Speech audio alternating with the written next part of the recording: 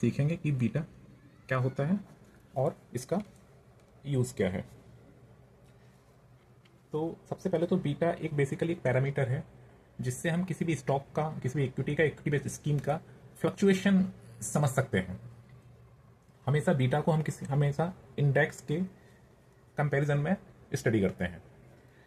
अब आप याद रखिए, किसी भी इंडेक्स का जो बीटा होता है हमेशा 1 कंसिडर किया जाता है। अब मान लीजिए आपके पास दो स्टॉक हैं, या मैं कहूँ दो इक्विटी बेस्ड स्कीम है एक्स और वाई। एक्स का बीटा है 1.5 और वाई का बीटा है 0.8। तो इससे हमें मालूम चलता है कि अगर इंडेक्स, मैं बात करता हूँ जैसे निफ्टी की, या हम सेंसेक्स की ही बात कर सकते हैं, तो मान लीजिए एक्स का बीटा है 1.5, इसका है 0.8। तो निफ्टी अगर 1% मूव करेगा तो एक्स मेरा कितना मूव करेगा, ये 1.5% मूव करेगा। अगर निफ्टी 1% मूव करेगा तो वाई कितना मूव करेगा, 0.8% मूव करेगा। अब ये जो मूवमेंट है ये अपवर्ड डायरेक्शन में भी हो सकता है और डाउनवर्ड डायरेक्शन में भी हो सकता है। तो इस तरह से बीटा को यूज करके आप समझ सकते हैं कि कोई भी स्टॉक कितना डिफेंसिव है, कितना एग्रेसिव है। अब आप देखिए यहाँ पे निफ्टी 1% मूव किया, तो ये जो वाई स्टॉक है ये 0.8% ही मूव किया।